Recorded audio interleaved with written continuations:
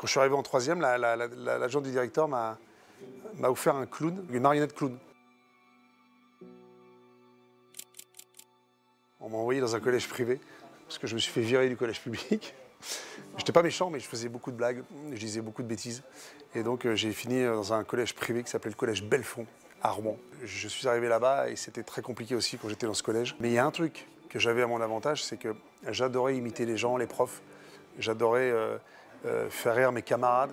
Je faisais beaucoup rire ma prof de français, qui même quand elle me punissait, s'appelait Madame Couillard, je la faisais rigoler. Et un jour, elle me dit bon, écoute Arnaud, c'est pas possible, tu prends trop la salle de classe pour une salle de théâtre, il faut que tu fasses du théâtre. Ça n'existait pas, mais ils ont créé des cours de théâtre le midi pour que je fasse du théâtre le midi. Donc au lieu de traîner dans la cour et de faire n'importe quoi, je prenais des cours de théâtre et je voyais dans le regard de ma prof de français et de l'adjointe du directeur, elle me regardait différemment de ce que j'étais, c'est-à-dire l'élève au fond de la classe qui faisait que des conneries.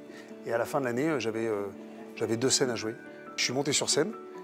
Et il y avait les profs au premier rang. J'ai commencé à descendre dans le public et je me suis assis sur les genoux de la prof de dessin. Je me suis dit, mais qu'est-ce qu'il fait? Mais qui était morte de rire. Et j'ai fait rire, je crois, une grande partie de l'école qui était présente à ce spectacle de fin d'année.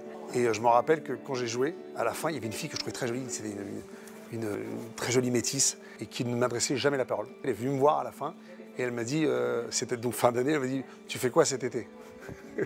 Quand elle m'a dit, tu fais quoi cet été, je me suis dit dans ma tête, je vais faire ce métier. Parce qu'à partir du moment où j'ai fait des cours de théâtre, même si j'étais pas bon à l'école ou que voilà, je faisais des efforts quand même, je savais que ma vie, ce serait ça. Et je me suis senti un autre gamin, quoi. Quand je suis arrivé en troisième, l'agent du directeur m'a offert un clown, une marionnette clown. Et elle a fait tout un texte que j'ai encore chez moi, que j'ai gardé, où elle disait surveillez Arnaud, vous verrez, il va faire du cinéma, il va faire de la télé, il va aller loin. J'en suis persuadé et tout, très émouvant. Je me suis rendu compte après du cadeau qu'elle m'avait fait avec ce discours, avec les cours de théâtre qu'ils m'ont donné, parce que ça m'a sauvé la vie.